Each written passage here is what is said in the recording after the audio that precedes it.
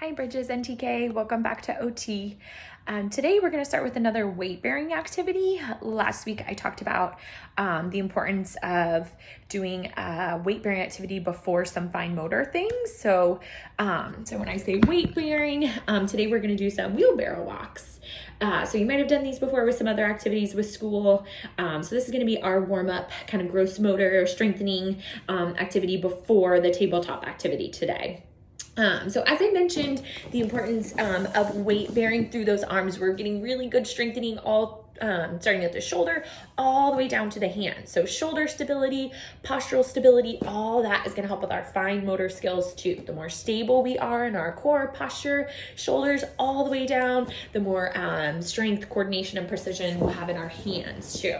So as I mentioned, today we are going to do wheelbarrow walks. So this can be really challenging for a lot of kids. So obviously if you're holding at the ankles, it's going to be a lot harder. So if you try at the ankles first, because we obviously want to give the least amount of support that is needed. So try to hold at the ankles. If they're able to take a few steps while doing it, perfect, stay there. If for whatever reason they're not able to lift and move while you are holding onto their ankles, move closer. Maybe go to their shins. You can either go up to knees and even hips if need be. Okay. I would rather you give them that support so that way they can do it successfully. So like I said, try at the ankles. If not, you can go up to the knees or even all the way up to the hips if necessary too. And I also mentioned this last week, but really important.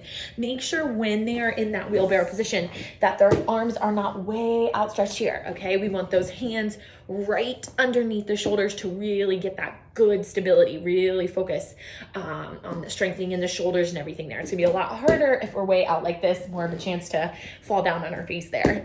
So again, make sure hands are right underneath shoulders during the wheelbarrow walking. So I have a few ideas how you can turn this more into a game. So maybe you have a start side and then at the finish line, you have a puzzle that you have to put together. So each time you do it once and you take a piece and then find its spot in the board and then go back to the start and come back to the finish to put another puzzle piece in.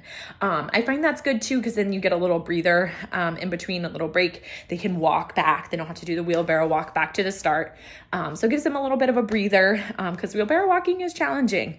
And you might find that the first few rounds you can hold onto their ankles, and then the next few rounds they're getting a little more fatigued. Maybe you need to hold at the knees or even the hips. That's okay. Give the support as needed so that way they can finish the task. Really good working on endurance too. If you have like a 10-piece puzzle, doing that 10 times, that's a lot. That's going to be a really good warm up for their body. Before we go to a tabletop activity. And it doesn't have to be a puzzle either. I just have like some bean bags, whatever it is, something that they can put together at the end, or even just put something into something, put into a container, whatever it is. Puzzle works really good. Bean bags works really good. You can also make it easier or harder by obviously how long or how far apart like you are from the start to the finish. So maybe you can try and challenge yourself, make it a little bit longer each time. Kind of use your best judgment there, see how long they can do it. If it needs to be only, 2 or 3 feet, that's fine. If they can do it a little bit longer, go for it.